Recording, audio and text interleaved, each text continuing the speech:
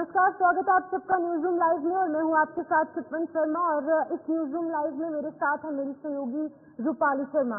तो चलिए बिना किसी देरी के शुरुआत करेंगे बड़ी खबरों के साथ, जहां पर पहली बड़ी खबर से आपको रूबरू कराएंगे।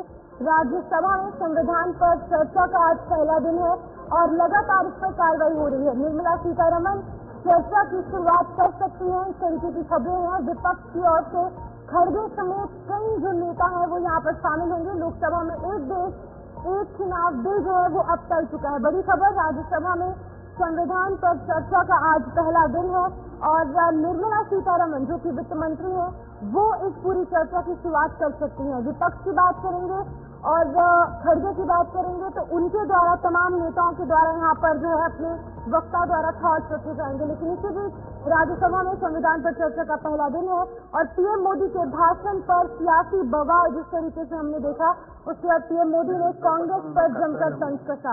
राज्यसभा की सीधी तस्वीरें आप भी देखिए। దైవశాస్త్రీయ ప్రమాణం చేస్తున్నాం.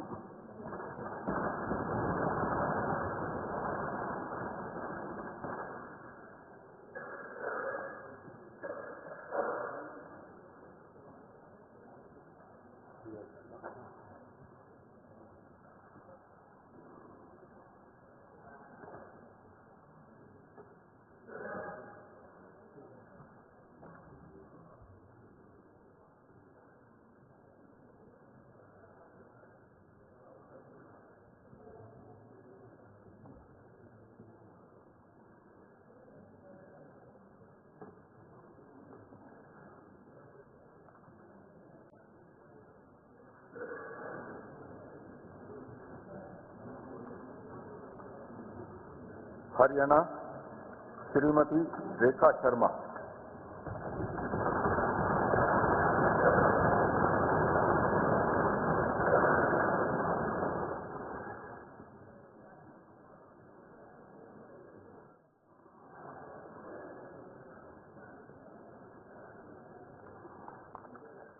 हैदराबाद भी जा सकते हैं और हैदराबाद के लोग यहाँ कल्याण कर्नाटका या तो उसको जहाँ भी अपॉर्चुनिटी उपलब्ध हो वहाँ जा सकते हैं। श्रीमती मालविका देवी।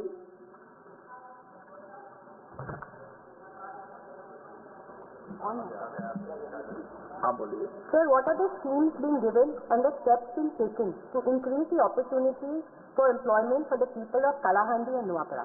Thank you. ओके, आज सभी प्रथम बार जो सदस्य चुन के आए उनका सप्लीमेंट्री मिलेगा आज। कालाहांडी के लिए देश के कोई शहर के लिए कोई टाउन के लिए अलग अलग योजना नहीं करी जाती है, लेकिन भारत सरकार के लिए रोजगार सृजन के लिए जो भी योजना लागू है इस सारी योजना का लाभ कालाहांडी को भी मिल सकता है।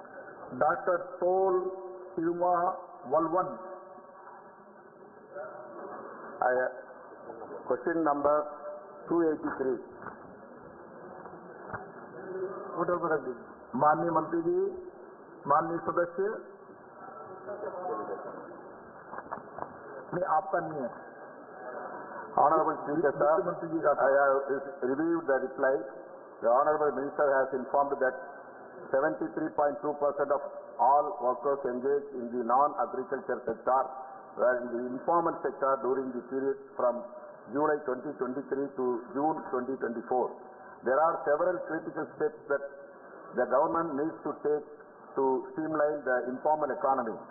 Policy measures such as enhancing access to finance, providing skills training, securing property rights, and extending legal protection can help transition the informal economy into the formal sector. तो बड़ी खबर से आपको बता दें, यहाँ पर थोड़ी देर में संविधान पर चर्चा एक बार फिर से शुरू होगी और निर्मला सीतारमण वित्त मंत्री जो है वो इस चर्चा की शुरुआत कर सकते हैं और से खड़गे समेत अन्य जो नेता हैं वो यहाँ पर बोलते नजर आएंगे। पहले लोकसभा में जो है ये चर्चा की गई, अब राज्यसभा में चर्चा होगी जहाँ पर विपक्ष और सत्ता पक्ष की अगर बात की जाए तो टक्कर जो है वो देखने को मिली और इस वक्त निर्मला सीतारमण जो है वो चर्चा की शुरुआत कर सकती है, जिसके बाद प्रधानमंत्री नरेंद्र मोदी इस चर्चा का जवाब भी देंगे। लेकिन सबसे बड़ी बात ये देखने को मिली कि जिस तरीके से लोकसभा में अगर बात की जाए सभापति की और विपक्ष के नेता यानी कि मल्लिकार्जुन खड़गे की किस तरीके से बयानबाजी सामने नजर आई थी, वही राज्यसभा में भी अंदाजा लगाया जा रहा है कि यही चर्चा हो सकती है। लेकिन सबसे बड़ी बात यहाँ पर संविधान को लेकर अगर बात की जाए तो करेंगे, और साथ ही साथ हमारे साथ उज्जवल जुड़ चुके हैं। उज्जवल, संविधान पर चर्चा को लेकर अगर बात की जाए, क्या कुछ लगता है जिस तरीके से लोकसभा में हंगामा बरपा था उसी तरीके से हंगामा इस बार राज्यसभा में भी देखा जा सकता है? बिल्कुल ठीक रूपाली, देखिए राज्यसभा की जो कार्रवाई है फिलहाल वो अभी शुरू हो चुकी है और जो नए जो सांसद हैं राज्यसभा के उनको जो है सेना की शपथ दिलाई जा रही है। अभी डिप्टी स्पीकर ने उड़ीसा के जो बीजेपी के राज्यसभा सांसद आए हैं उनको जो है वो शपथ ग्रहण करवाई है। और अब देखिए जैसे ही जो है संविधान चर्चा पर शुरुआत होगी तो सरकार की तरफ से जो खबर सामने आई है कि निर्मला सीतारमण जो है सेना से वो शुरुआत कर सकती हैं। पहले अमित शाह का नाम आता है, गृह मंत्री अमित शाह, लेकिन अब जो सूत्रों के हवाले से खबर है वो ये है कि जो निर्मला सीतारमण है वो इसमें चर्चा में शुरुआत करेंगे, उसके बाद जो है वो जेपी नड्डा भी बोल सकते हैं। वहीं अगर आप कांग्रेस पार्टी की बात करेंगे तो कांग्रेस पार्टी ने भी अपनी रणनीति जो है वो लगभग तैयार की है। सूत्रों के हवाले से जो खबर है वो ये है कि जो राज्यसभा में जो चर्चा होगी संविधान के ऊपर उसमें कांग्रेस की तरफ से 3 जो सांसद हैं वो बोल लेंगे और उसमें से 2 जो है वो दलित रहने वाले हैं। एक खुद जो कांग्रेस के राष्ट्रीय अध्यक्ष मल्लिकार्जुन खड़गे वो चर्चा की शुरुआत करेंगे, उसके बाद मुकुल वासनिक बोलेंगे और फिर इलेक्शन को लेकर जो आज बिल पेश होना था वो फिलहाल टल चुका है। अब कल ये बिल लोकसभा में पेश होगा। उस हवाले से क्या कुछ लगता है, किस तरीके से पूरी तस्वीर देखने को मिल सकती है? क्या हंगामा होगा, बवाल देखने को मिल सकता है?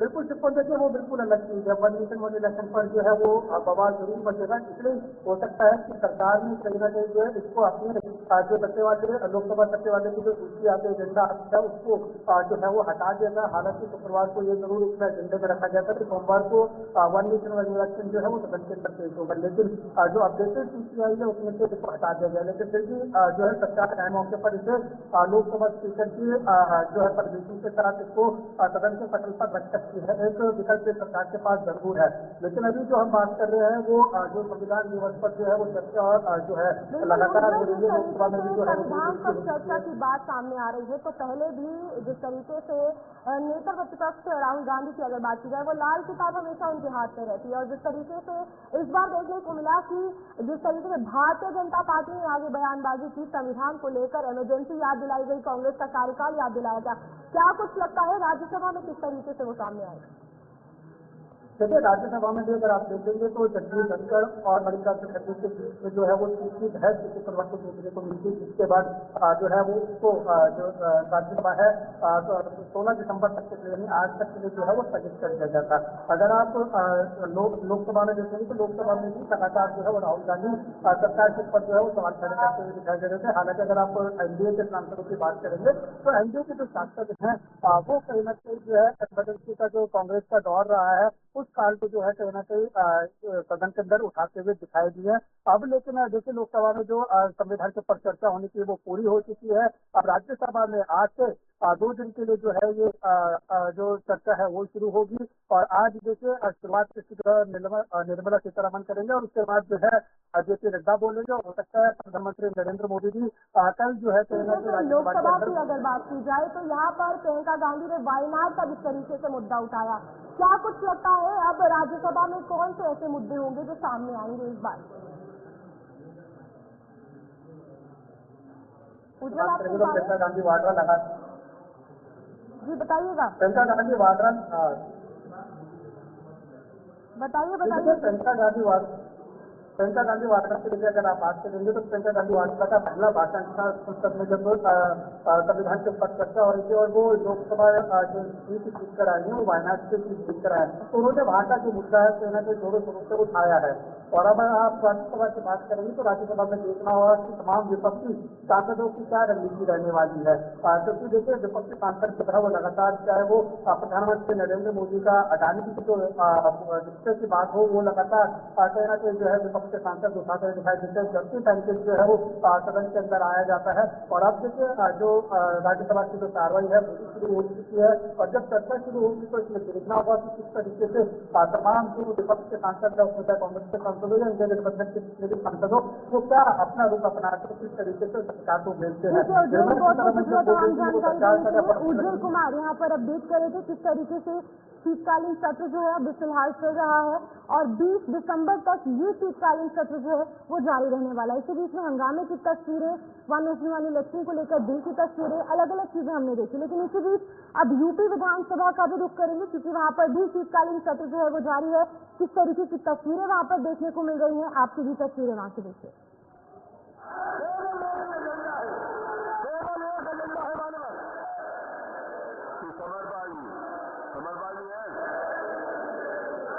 समरपाल डॉक्टर पंकज मलिक है, चलिए नहीं ना पंकज मलिक आप प्रश्न करना चाहते हैं? मेरा आपसे निवेदन है माननीय नेता प्रतिपक्ष, यदि आप माननीय नेता प्रतिपक्ष डॉक्टर साहब, माननीय नेता प्रतिपक्ष, यदि आप जो विषय आपने दिए हैं, यदि आप इसके ऊपर अपनी चर्चा आप ग्राह्यता के ऊपर बोलना चाहते हैं तो मैं आपको अवसर दूंगा, लेकिन नियम 311 के अंतर्गत आपको पता है कि ये नहीं आती, आपको पता है, इसलिए आपका नाम इसलिए कह रहा हूँ क्योंकि आपने इस किसी को शोभित किया, इन सबसे ज्यादा जानकारी, मेरे से भी ज्यादा जानकारी आपको होगी और कोई विषय नहीं है। महत्व का विषय है तो सुसंगत नियमों के अंतर्गत मैं उसको सुनने के लिए तैयार हूँ। मैं उससे उठाने के लिए आपको अवसर दूंगा, मौका नहीं दीजिए, आप नियम के अंतर्गत दीजिए, विषय सारे महत्वपूर्ण है, कोई भी विषय ऐसा नहीं है जो देश की जनता चाहे शिक्षा से संबंधित हो, चाहे चिकित्सा से संबंधित हो, चाहे विकास से संबंधित हो, चाहे कृषि से संबंधित हो, चाहे लॉ एंड ऑर्डर समझ हो, सारे विषय महत्वपूर्ण है। आपको मौका अवसर दूंगा, सुसंगत नियमों के अंतर्गत इसको सुनेंगे, मैं आपको विश्वास दिलाता हूँ, आप अपनी समस्या बताइए। चर्चा नहीं होगी तो जायका भी सुनिएगा, चर्चा कहाँ से हो रही है? माननीय रविकांत जी, आप बहुत सीनियर नंबर है, आपसे निवेदन है।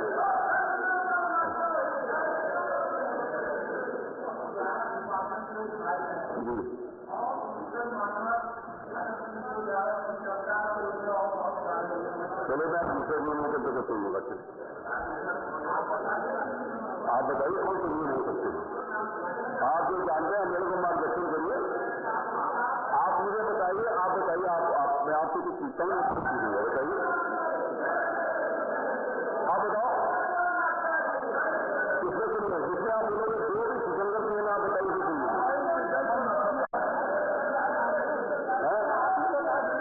मान्यता देखिए, मेरे से ज्यादा नियम आप जानते हो, आप बताओ इस नियम में क्यों नहीं सुनिए।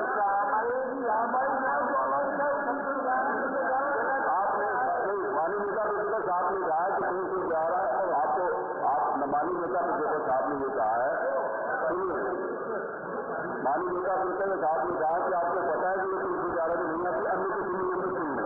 आप बताओ कौन से नियम में अन्य किसी सुनिए?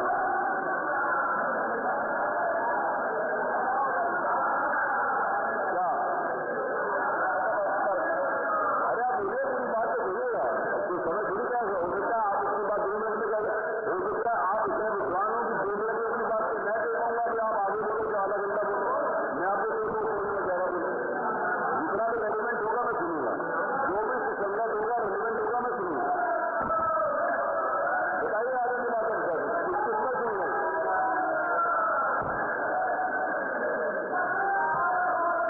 अरे आवाज नहीं रहे, बोलो ना, बताइए।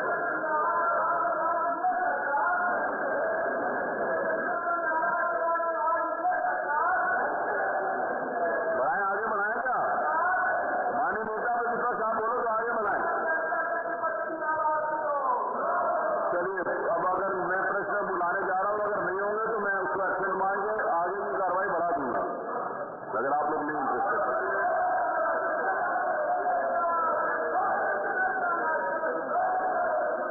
माननीय नेता प्रतिपक्ष ने कहा है कि उनको पता है कि ये 311 में नहीं आती, अन्य किसी नियम में सुन लें।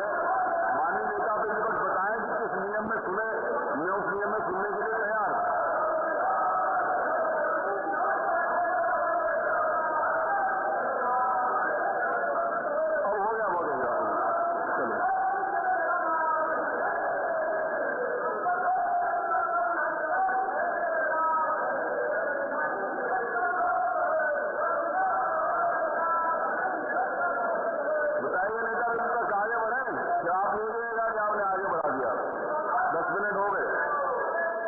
10-11 मिनट हो गए, बहुत हो गया। अब इससे ज्यादा मैं अवसर नहीं दे सकता।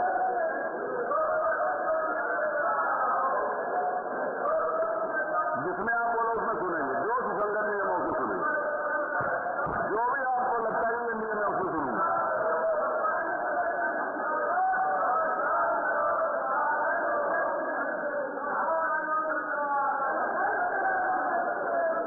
चलिए,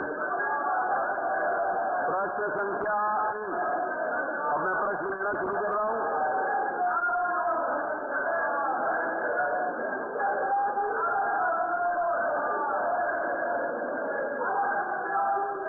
चलिए बताइए, मेगाबिट का शुरू बोलो। हो गया, 10 मिनट हो गए।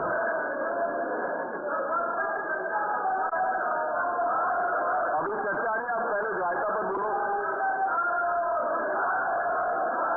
मोना जी बोले, मोना जी आप बोलो, आप अपनी सीट पर आप बोलिए। नेता विपक्ष, माननीय नेता विपक्ष, मैं आपको आखिरी अवसर दे रहा हूं। आखिरी अवसर है, आप अपनी सीट पर चलें।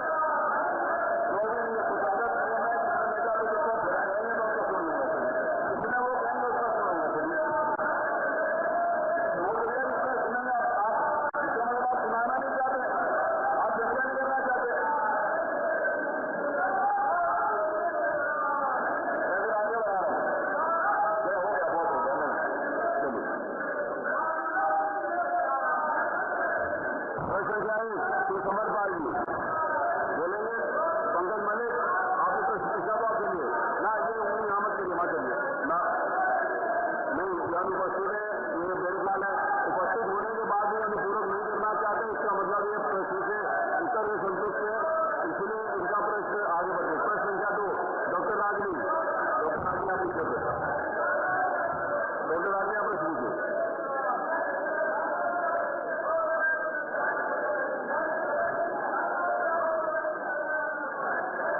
आपके सदस्य डॉक्टर राजनी प्रश्न पूछना चाहते, आप लोग नहीं पूछने देना चाहते हैं तो आप पूछिए।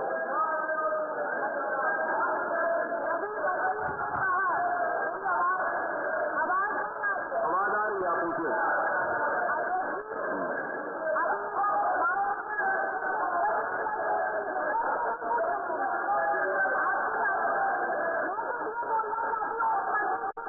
अभी नहीं, प्रश्न पूछिए। पूछिए, चलिए आप आगे चलिए। प्रश्न संख्या 3। प्रश्न संख्या 3, श्री सचिन यादव।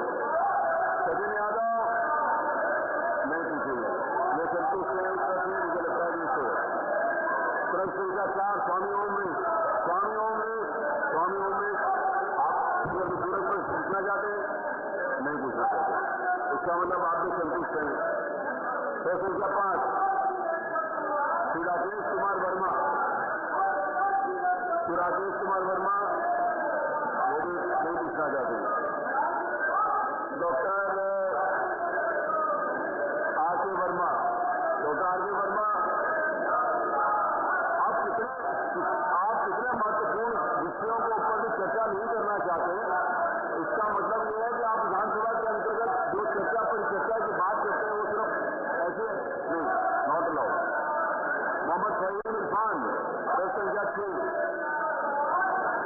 नहीं पूछे, संतुष्ट है। प्रश्न संख्या 7, श्रीमती आराधना मिश्रा मूना। आराधना मिश्रा मूना, प्रश्न संख्या 7 आप पूछे। नहीं, वो ये अगर आप उनको अगर कह सकते हैं, कन्विंस कर सकते हैं तो आप करिए।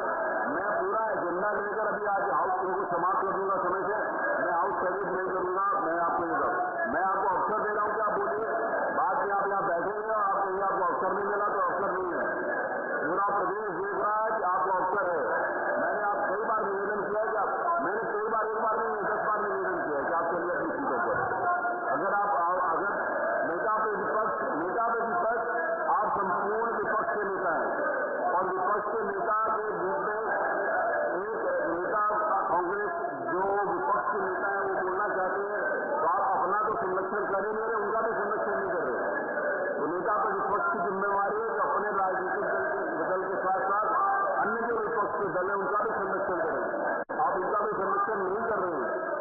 माननीय नेता प्रतिपक्ष, आप कांग्रेस का भी संरक्षण नहीं कर रहे, आप पूरे प्रतिपक्ष के नेता हैं। अगर आप नहीं पूछना चाहते तो मत पूछिए। कांग्रेस के नेता श्रीमती आराधना मिश्रा पूछना चाहती हैं, कम से कम आप उनका सहयोग करिए। नहीं आप करना चाहते, चलिए। मैं मुनाई आपके नेता जो प्रतिपक्ष है, आप प्रतिपक्ष के लीडर है, नहीं आपको उनको ये बात कहनी पड़ेगी। मैं कह रहा हूँ आपको उनको ये बात कहनी पड़ेगी कि वो अपने राजनीतिक दल पर नहीं पूछना चाहते, आपको नहीं रोक सकते। नहीं, I will not allow all this things. नहीं, श्री विनोद चतुर्वेदी नहीं पूछना चाहते। सर सरकार श्री अतुल प्रधान, श्रीमान अतुल प्रधान, आप पूछना चाहते हैं? नहीं, चलिए। श्री प्रभु नारायण यादव, प्रोफेसर 9 नहीं पूछना है। श्री संग्राम यादव, प्रोफेसर 10। श्री संग्राम यादव, आपका प्रश्न है? नहीं, चलिए आगे। श्री पंकज पटेल नहीं पूछना चाहते, संतुष्ट है हमारे उत्तर से। श्री अखिलेश, आप भी नहीं पूछना चाहते, आप भी संतुष्ट हैं। प्रोफेसर 13 श्री सर्वेश सिंह, प्रवीणा 13 आप भी नहीं पूछना आगे। श्री अजय नारायण सिंह पटेल वो भी नहीं पूछना चाहते। श्री आनंद कुमार यादव, श्री रविदास मल्होत्रा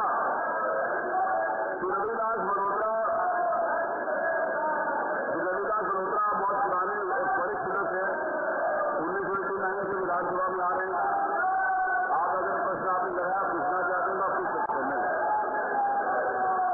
तूफानी सरोज आप भी नहीं पूछना है। श्रीमती पिंकी सिंह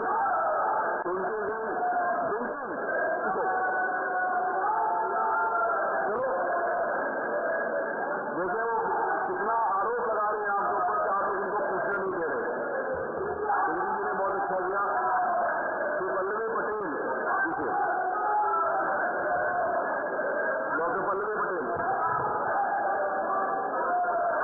इनका माइक ऑन करें। डॉक्टर पल्लवी पटेल का, डॉक्टर पल्लवी पटेल का माइक ऑन करें, बोलिए। इनका माइक ऑन नहीं है, पल्लवी पटेल का माइक ऑन। बहुत ही गंभीर विषय को मैं उठाना चाहती हूँ और आज के सत्ता पक्ष के प्रमुख सदस्यों की तरफ से चाहती हूँ कि भारतीय जनता पार्टी की वर्तमान में सदन में मोदी की सरकार आखंड तरीके से भ्रष्टाचार में डूबी हुई है। जातिगत शोषण का जीता जागता नमूना है और विशेष रूप से पिछड़ों विरोधी सरकार है और ये कानूनवादी सरकार है। और ऐसा मैं इसलिए कह रही हूँ क्योंकि जब और जहाँ भी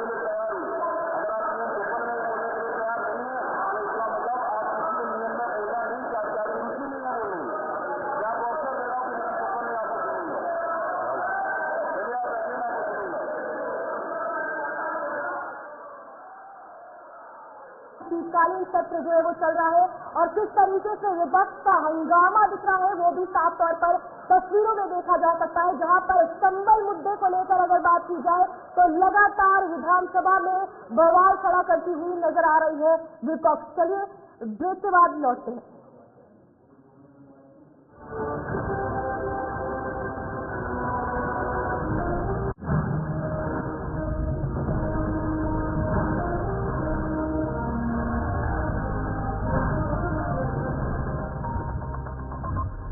कोशिश की, लेकिन फिर भी मैं माँ नहीं बन पा रही थी। फिर हमें आईवीएफ के बारे में पता चला और उसकी मदद से हमें बच्चे की खुशी मिली। इसी तरह आईवीएफ ने लाखों कपल्स के सपनों को सच किया है। 1 साल तक अगर कोई संतान ना होने की समस्या से जूझ रहे हैं तो आज ही डॉक्टर से अपना इनफर्टिलिटी कंसल्टेशन कराएं। इंदिरा आईवीएफ, संतानता और टेस्ट बेबी सेंटर। काम जब एक्सरसाइज का हो तो फिर आलस कैसा? हेल्थ और फिटनेस में नो कॉम्प्रोमाइज। बात जब प्योरिटी की हो तो मेरे लिए सिर्फ हमदर्द है, क्योंकि क्वालिटी से नो कॉम्प्रोमाइज। इसमें ही प्रकृति की शुद्धता और हमदर्द के 100 सालों से भी ज्यादा का भरोसा। हमदर्द है, प्योर है। 2025 में दुनिया हो जाएगी तबाह।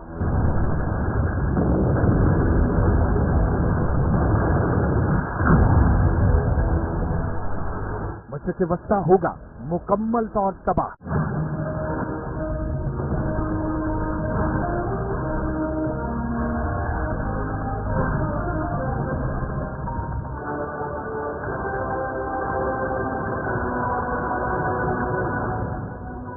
चलिए ब्रेक के बाद आप सभी का स्वागत है और सीधा चलते हैं राज्यसभा में, जहां पर निर्मला सीतारमण विधानसभा की अगर बात की जाए तो संविधान पर चर्चा कर रही है। I will accommodate as many as speakers who may be keen to contribute in the time. तूफानी सरोज आगे नहीं कुछ है। Shrimati Pinky Singh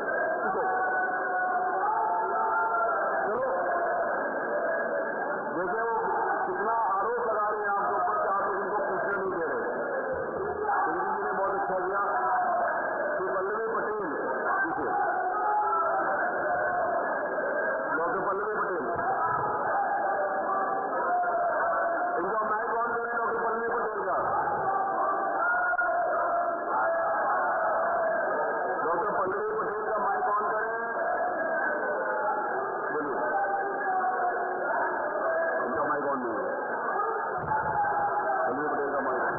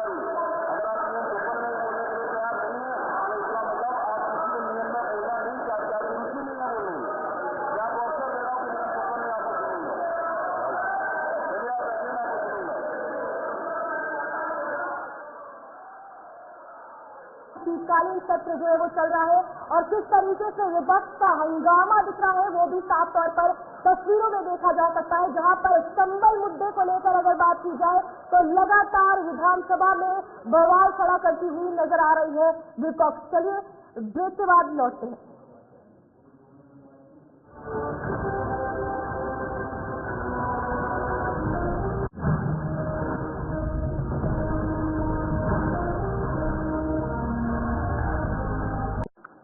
So let's take first start by thanking the Honorable Prime Minister, the Leader of the House, Sri Jagat Prakash Nanda, my party, and you, the Honorable Chairman, for giving me this opportunity to speak in this discussion marking the historic occasion of 75 years of our Constitution. I feel very honored and equally I feel humbled that this opportunity has been given to me. I thank the entire House and seek your indulgence if I come up with some thoughts which I'd like to share, which any member could have a difference of opinion. But I'll start again by paying homage to all the 389 members of the Constituent Assembly. In particular, the 15 women who, in less than 3 years together, took up the arduous challenge and prepared in a very challenging environment the Constitution for India, and which has stood the test of time.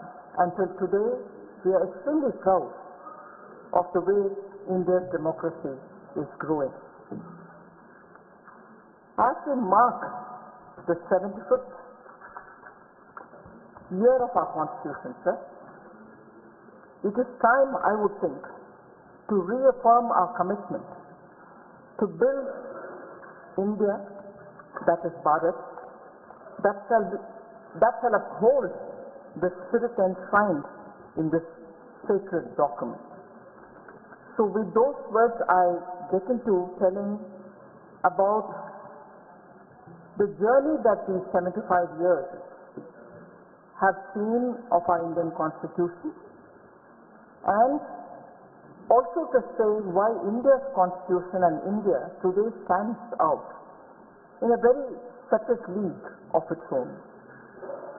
So let me just remind, and I'm sure very many members of this House will know, that post-Second World War, nearly 50 countries, in fact over 50 countries, had become independent and they had their constitution written, but many have changed their constitutions, not just amended them, but literally changed the entire feature of their constitution.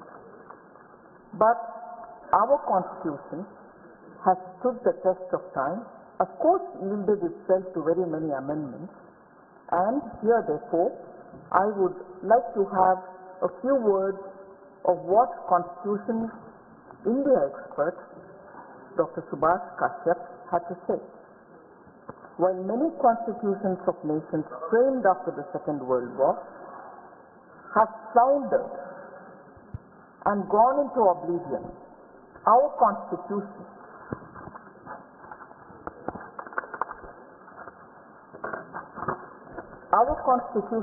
successfully faced many crises and survived. This itself is evidence of its resilience, dynamism and growth potential. Now, India's experience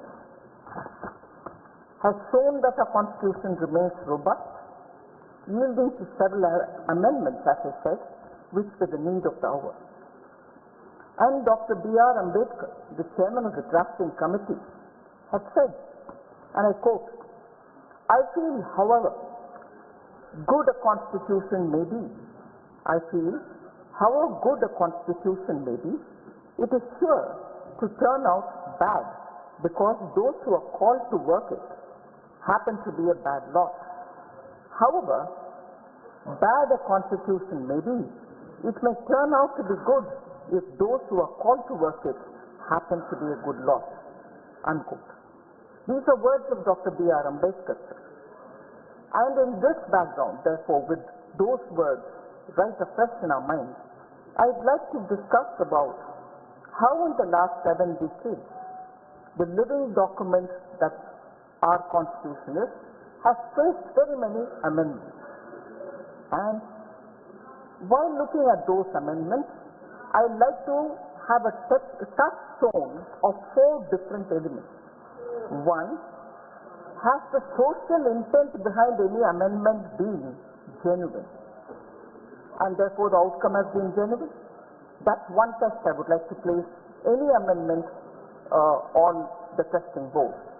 Second, I'd like to see if the economic intent and the economic outcome of any constitutional amendment has actually been bona fide and has the outcome helped the society at large. Third, I'd like to test it on the ground of process adopted for it, for the amendment itself. And fourth, the constitutional spirit behind such an amendment. Now, if an amendment can go through these kind of tests, we'll be able to see why India's constitution, going by the words of Dr. Ambedkar, is to have good people who are called to work on it, give good outcomes. If you have, I'm using Ambedkar's words, bad people who are brought to work on it happen to give such outcomes which are discussed.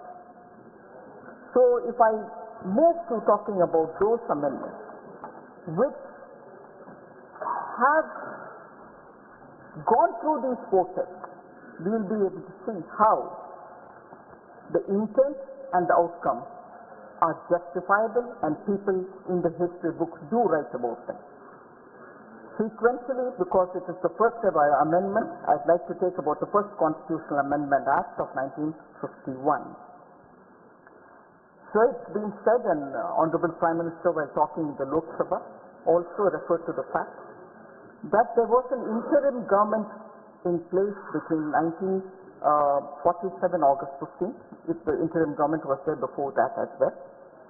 And it lasted till 17th April 1952, post which an elected government took over the charge.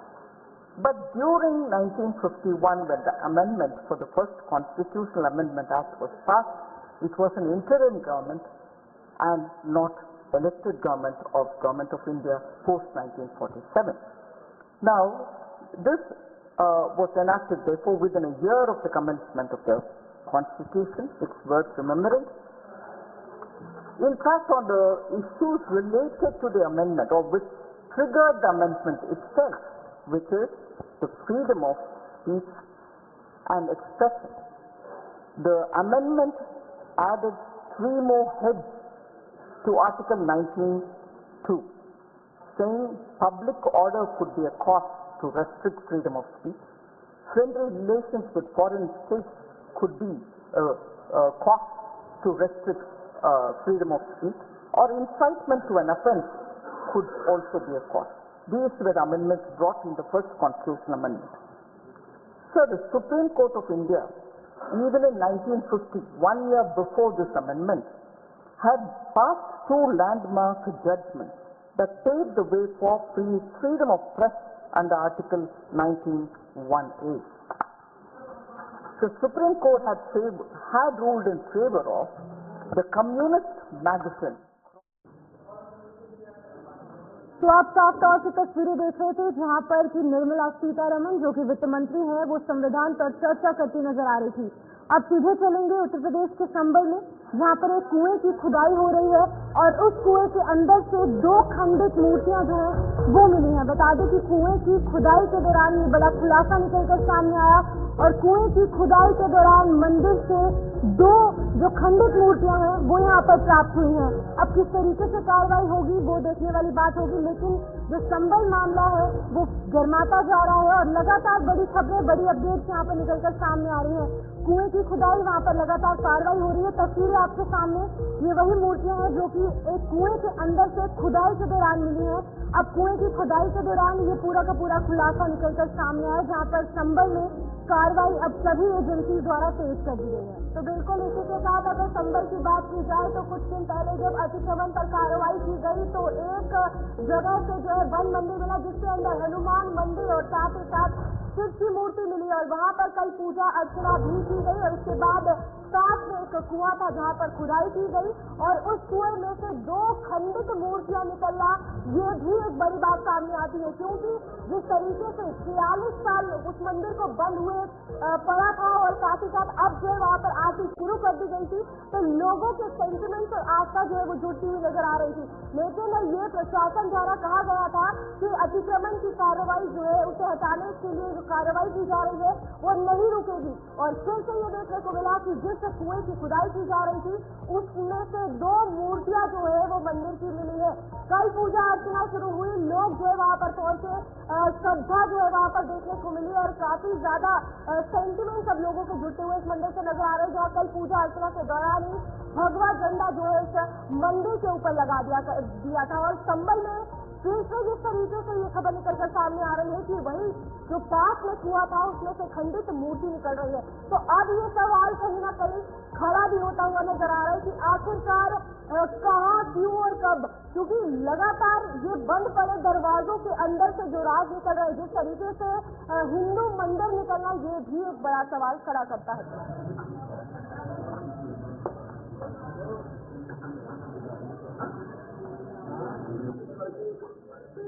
जो कुएं से प्राप्त हुई है 15 से 20 foot कुआं खुद चुका है। उसके बाद ये मूर्ति अभी इसमें से निकली जो कि खंडित है।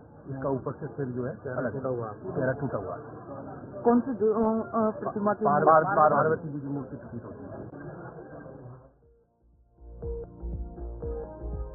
सामने यहाँ पर कुएं के अंदर से 2 अलग अलग मूर्तियां प्राप्त हुई हैं और संबल से बड़ी खबर आपको साझा करेंगे, जहाँ पर तमाम अधिकारी मौके पर पहुंचे हैं और ये अधिकारी जो है वहाँ पर कार्रवाई को अंजाम देते हुए ये 2 बड़ी मूर्तियां जो है यहाँ पर प्राप्त हुई हैं। अब किस तरीके से कार्रवाई होगी, किस तरीके की चीजें देखने को मिलेंगी वो वक्त बताएगा, लेकिन अभी फिलहाल जिस तरीके से मेरी सहयोगी रूपाली ने बताया कि कल भगवा झंडा यहाँ पर इस मंदिर में लगाया गया है और 40 साल से यानी कि 46 ईयर्स से ये जो मंदिर है वो बंद पड़ा था, लेकिन कार्रवाई हुई।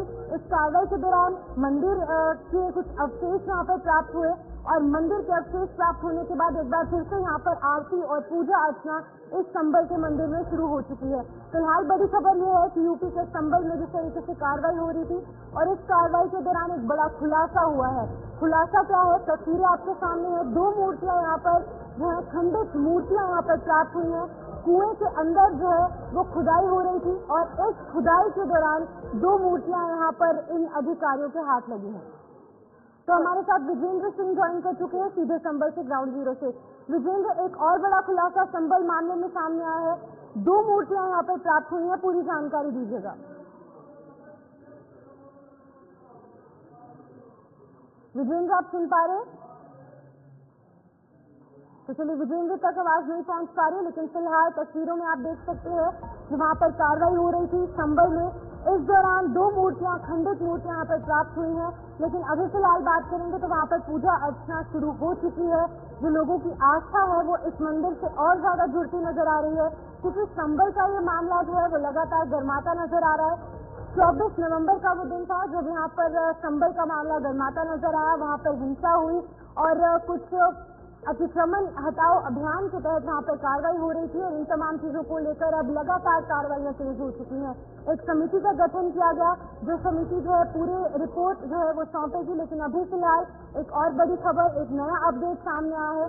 कुएं की खुदाई जो है वो अभी भी फिलहाल जारी है, लेकिन अभी फिलहाल ये सामने आया है कि 2 छोटी खंडित मूर्तियां जो है वो अधिकारियों के हाथ लगी हैं।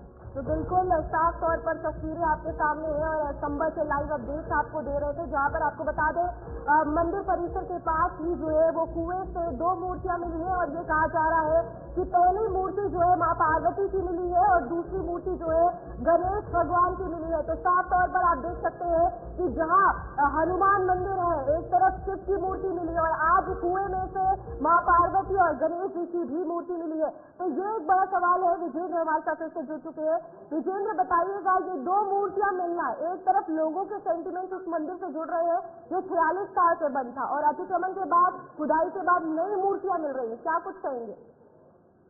बिल्कुल, मैं आपको बता दूं, लगातार जो डीएम है जिलाधिकारी डॉक्टर राजेंद्र नेते, उन्होंने बात कही थी और JK 24 पर भी उन्होंने कहा था कि हम ASI को पत्र लिख रहे हैं, जांच करेंगे, लेकिन लगातार ये जो कुआ था जिसको काट कर रास्ता बनाया गया था मुस्लिम समुदाय के द्वारा, उसको स्लैब तोड़ करके दीवार पेश की गई। लगातार कल से परसों से ही खुदाई शुरू हो गई थी, कल भी खुदाई हुई। मैं आपको बता दूं 30 फीट की गहराई पर ये दो मूर्तियां निकली है, मूर्तियां खंडित हैं और वहाँ जो है मौजूद लोग उनकी आशंका है कि और भी अंदर मूर्ति हो सकती है, लेकिन मूर्ति किसने तोड़ी, ये मूर्ति इतनी गहराई पर डाली किसने, ये अब जांच का विषय है। और ये अब ASI भी क्लियर करेगी कि मूर्तियां कितनी पुरानी है, मंदिर के आसपास और क्या क्या चीजें थी, ये बहुत बड़ी देखने वाली बात होगी। लेकिन कहीं ना कहीं 20 फीट गहराई में खंडित मूर्तियां मिलना पार्वती और गणेश की अपने आप में बहुत बड़ा सवाल है।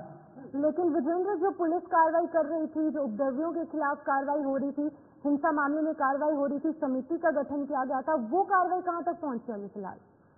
जी बिल्कुल, मैं आपको बता दूं 40 से अधिक लोगों को जेल भेजा जा चुका है, 100 से अधिक लोगों को आइडेंटिफाई कर लिया है और लगातार जो कार्रवाई है वो बढ़ रही है। जैसे मैं आपको बता दूं 2 थानों में कार्रवाई हुई थी, नकाता और कोतवाली में, और जो उपद्रव भी है उनके खिलाफ लगातार एक्शन जारी है। और अब जो है पोस्टर की जो तैयारी थी वो शुरू हो गई। अब इनाम घोषित होना है, जो लोग फरार हैं, क्योंकि घरों से ताला लगाकर जो लोग थे, जो आरोपी थे, वो अभी फरार हैं, उनकी तलाशी में पुलिस जुटी हुई है और कई टीमें उसमें गठित की गई है। जल्द ही गिरफ्तारी करने की प्रशासन बात कर रहा है। बिल्कुल विजेंद्र, इसी के साथ अगर मंदिर की बात की जाए तो आस्था लोगों की अब जुटी हुई नजर आ रही है। सबसे पहले ये मंदिर क्या कुछ प्रशासन के अंदर ही रहने वाला है या ट्रस्ट के अंदर जाएगा? दूसरा सवाल ये, अतिक्रमण के दौरान ये मूर्तियां मिली है, तो क्या लगता है संबल के अलावा भी बाकी जगह पर अभी कार्रवाई शुरू की जाएगी? जी बिल्कुल, मैं आपको बता दूं ये संबल जो है इतिहास में दर्ज है, ग्रंथों में दर्ज है। जो संबल है वो एक नगरी माना जाता है, देव नगरी माना जाता है। यहाँ कई तीर्थ हैं, यहाँ की परिक्रमा होती है। और मैं आपको बता दूं अगर आला खंड में पहुंच जाए तो यहाँ पृथ्वीराज चौहान की यादें जुड़ी हुई हैं, आला उदल की यादें जुड़ी हुई हैं, और जो पहले जो यहाँ शासक रहे थे उनकी यादें जुड़ी हुई है। देव स्थान संबल को माना जाता है, देव नदी माना जाता है। अब बात यह है कि यहाँ पर कई कूप बताए जा रहे हैं, कई नदी बताई जा रही है, सबकी जांच पड़ताल हो रही है और जहाँ अतिक्रमण है वो हटाया जाएगा। लगातार 6 चीजें बनाई गई हैं, 6 बुलडोजर कर देंगे संबल में। अभी ये कार्रवाई बहुत आगे तक जाने वाली है। ठीक है विजेंद्र, बहुत बहुत शुक्रिया तमाम जानकारी देने के लिए। तो विजेंद्र लगातार अब देख कर रहे थे किस तरीके से संबल में कार्रवाई जारी है और इस कार्रवाई के दौरान एक कुएं के अंदर खुदाई होती है और इस कुएं के अंदर से 2 खंडित मूर्तियां जो है वो प्राप्त होती हैं। अभी फिलहाल वहाँ पर कुएं की खुदाई जो है जारी है। इसी बीच उत्तराखंड की तस्वीरें आप तक साझा करेंगे जहाँ पर मुख्यमंत्री पुष्कर सिंह धामी इस कार्यक्रम में पहुंचे हैं। इस कार्यक्रम में वो लोगों को संबोधित कर रहे हैं, सुनिए क्या कुछ कह रहे हैं। यहाँ से 255 बहादुर सपूतों ने अपने प्राणों का बलिदान दिया। उस युद्ध में हमारे प्रदेश के 74 सैनिकों को अपने अदम्य साहस और शौर्य के लिए विभिन्न वीरता पदकों से भी सम्मानित किया गया था।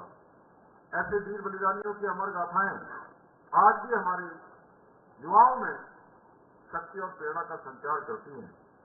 परंतु आप सभी को, जैसा गणेश जोशी जी ने भी कहा, प्रेमचंद अग्रवाल जी ने भी कहा और हमारे मेजर जनरल सतीश अग्रवाल साहब ने कहा, हम सभी जानते हैं कि 2014 से पहले का वो कालखंड भी हमको याद होगा।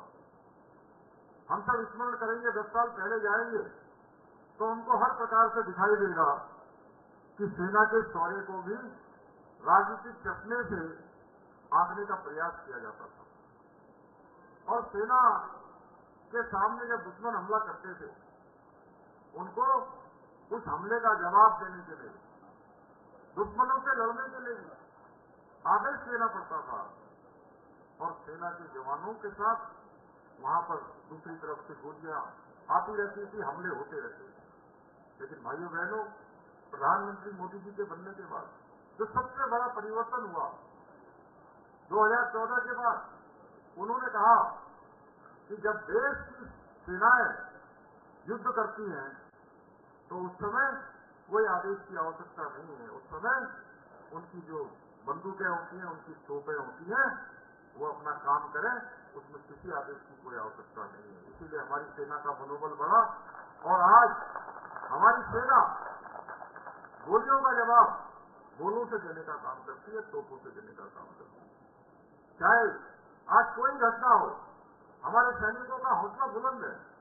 चाहे वो स्वान की घटना हो, चाहे वो गलवान की घटना हो, चाहे कोई भी देश की सीमा हो, हर सीमा पर आज हमारी रक्षा करने वाला सैनिक एक बड़े मनोबल के साथ काम कर रहा है, क्योंकि उनको पता है देश का नेतृत्व, देश के प्रधानमंत्री और पूरा देश उनके साथ है। सेना तब भी बहुत मजबूत थी।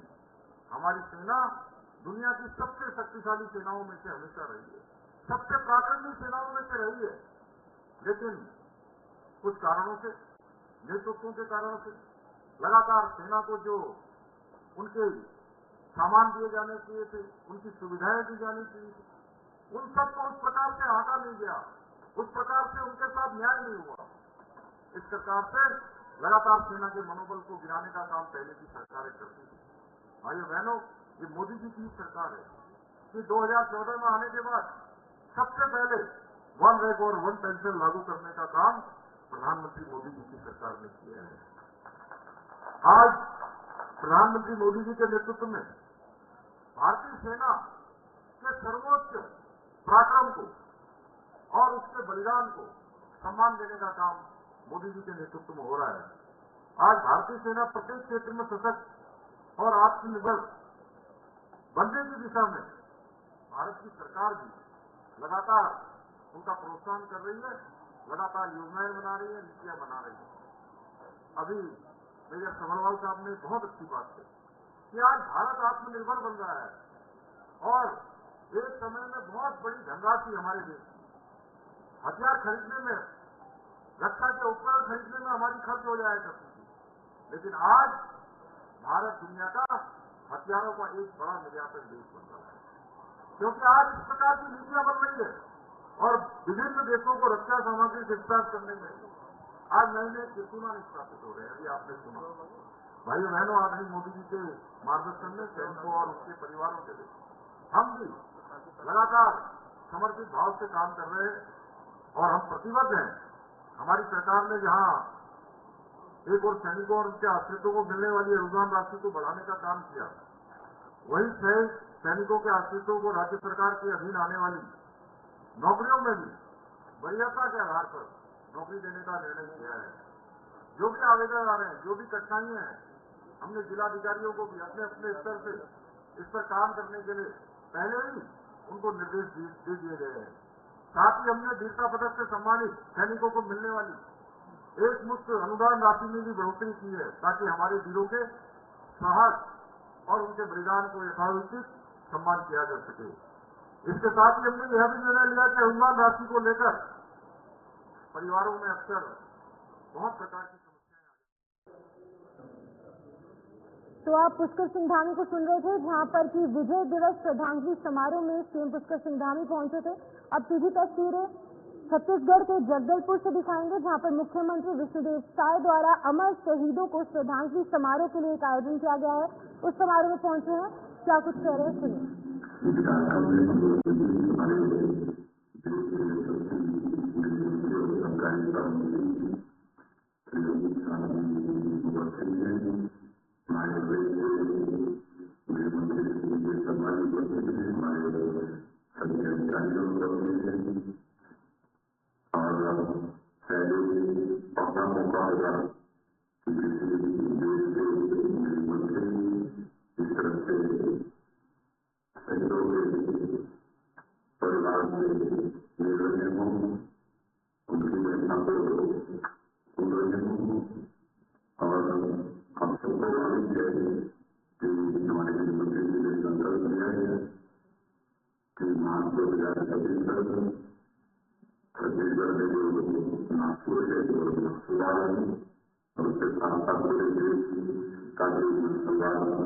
खत्म करेंगे और उनके मार्गदर्शन में जिस तरह से लड़ाई चल रही है मजबूती के साथ आप सब लोगों को मालूम देंगे, संकल्प को पूरा करेंगे और आप सब लोग आपके हुए आपको हम नमन करते हैं। आपके परिजनों का नहीं जाएगा, हमारे छत्तीसगढ़ में परिजन सही कोई और भारत सरकार की सरकार हम लोग के साथ में है। स्वयं मेरे मंत्री भी आगे शुरू करेंगे, इस बड़ी बात चालू करेंगे और हमारे गृह मंत्री भी प्रदेश के आप लोगों में पर जानते रहेंगे। आप लोग की सुनते सरकार बताते रहेंगे और बताएंगे सरकार आपके साथ में रहेंगे। अभियान में मंत्री हमारे परिवार मकान उपलब्ध हो इसके लिए 15,000 मुख्यमंत्री आवास स्वीकृत कराएंगे। हम लोग जगह जगह स्कूल सेंटर शुरू करेंगे और स्कूल करके रोजगार से होने का काम करेंगे। अभी पिछले समय में काफी लोगों को नौकरी अच्छा हो सकता है। सरकार आप लोगों के लिए करेगी, आप लोग पूरा भरोसा रखेंगे और मैं आप लोग आए और हमारे मंत्री को आप सभी लोगों की तरफ से धन्यवाद देकर मेरी बात समाप्त करता हूँ। धन्यवाद महोदय। अब मैं सरकार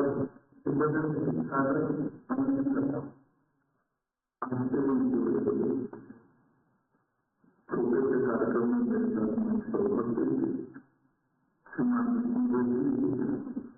मुख्यमंत्री प्रशासन उपमुख्यमंत्री प्रशासन